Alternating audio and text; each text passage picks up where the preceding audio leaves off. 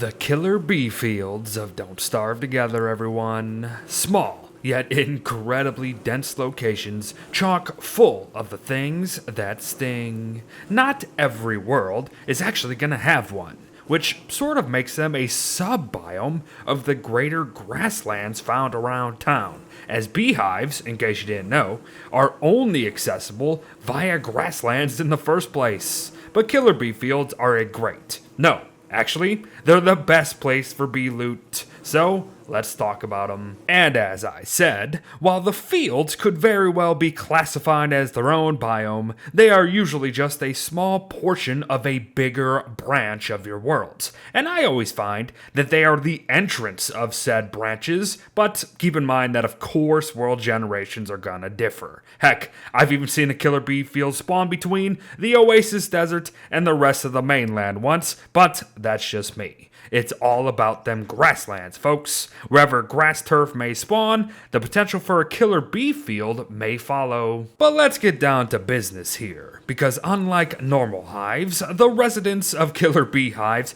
don't actually take kindly to any player even just getting close, and they're gonna attack on sight. Note though, that this is not only specific to players, as yes, other mobs won't actually draw such hostility themselves. It also occurs come nightfall and even winter to boot, times when no bees are supposed to be leaving their hive. And the differences don't actually stop there either. While both hives will house up to 6 bees, a killer bee hive actually respawns a new stingy friend every 20 seconds over the typical 30.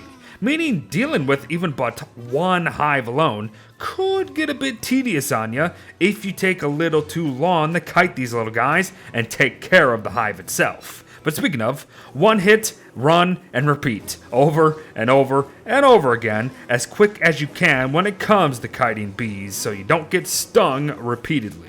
It's tough, but it's also very good practice. Now, as for the loot, all hives will drop the same amount of honeycombs and honey each. But we'll talk about loot later, because for now we need to discuss how to go about dealing with multiple hives as safe and efficient as possible, because let's face it, going one-on-one with these hives is going to be impossible later on.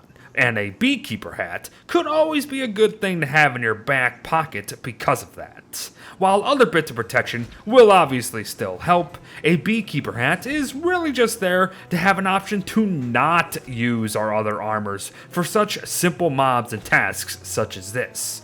80% less damage from all bees, including the bee queen herself, is nothing to ignore. However, if there is any armor deserving of all the attention here today, it is the Bramble Husk set, available to Wormwood players alone. 2 living logs and 4 bone shards for a gear that may only protect us for 65% of the incoming damage, but makes up for it by damaging all nearby mobs for 22.5 damage each hit taken, even if they're not the one to hit ya. It is absolutely incredible against smaller, horde-type mobs in this game, and will make handling these bees yourself an absolute cinch. So just fight stings with more stings. But let us not forget a couple of the obvious other routes here. Any Wendy player out there knows that sicking Abigail on small mobs like bees means a total massacre. And here is no different. A single Wendy can clear an entire field of killer bees by their lonesome, especially come dusk or nightfall, with ease. Because of course, that just means more Abby carnage. But of course, never count out the destruction that follows by bringing a big bad along for the ride. And the cherry on top is that any character can do this. But I'd personally shoot for Clopsy, in case you're wondering, as he not only won't eat the loot like Berger, he's also just going to specifically target the hives along the way, which is always nice. But just have fun committing insecticide however you choose. Cause no matter how you choose to do it, everyone, the loot field that will follow and be there for the taking is going to be so wide stretching that I wouldn't be surprised if some of your games just begin to lag due to the amount of crap on the ground. Honeycombs, honey itself, and stingers will be ours for the taking. So, let's briefly mention what all that means potentially. The honeycombs we'll be getting from the hives go into refining beeswax, which is needed to refine papyrus into wax paper, which ultimately leads us to crafting bundling wrap under the survival tab if you've since gotten the blueprint for it from killing the bee queen. And bundling wrap itself allows for you to store 4 items in one inventory slot if you choose, along with keeping food permanently fresh. So, yup, it's very darn important. Oh, but definitely do not forget that honeycombs are also needed to make player-built honey boxes for personal honey production. Good stuff. Now, honey itself is fantastic stuff, especially with how bloody plentiful it's gonna be.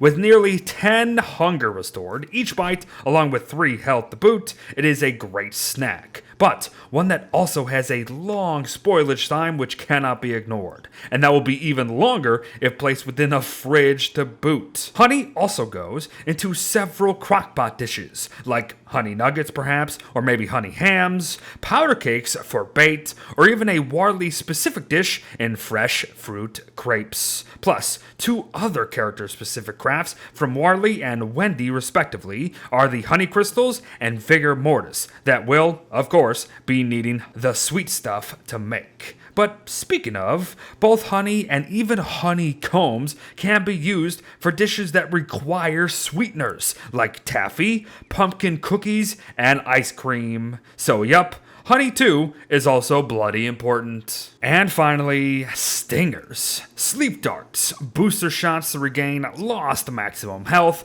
boat patches, which, yes, this is going to come from my mouth, may actually be the best use for these things, a special lure if you have the advert from Pearl, another Wendy specific potion, and of course, Wormwood's bramble traps, which, by the way, are also bloody frickin' amazing.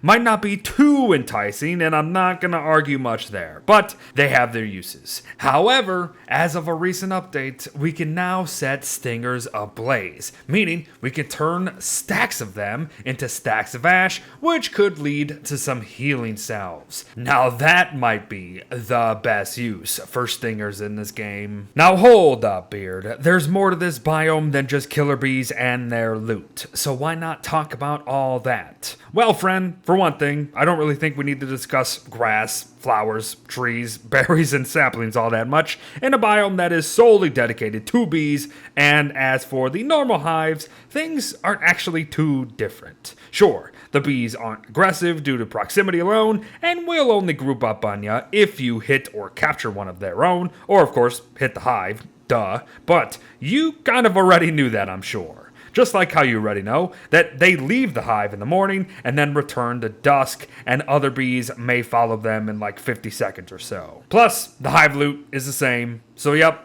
that's kind of all she wrote about the killer bee field. And there you have it, everyone. Just a short and sweet look at a mini sub-biome in Don't Starve Together that wasn't actually as short as I thought it was gonna be. But no worries. Deeper dives into some bigger biomes and such are coming soon. I just didn't have too much time here today. We can't always have a banger, you know. But I still hope this helps some of you out there, and thanks for watching.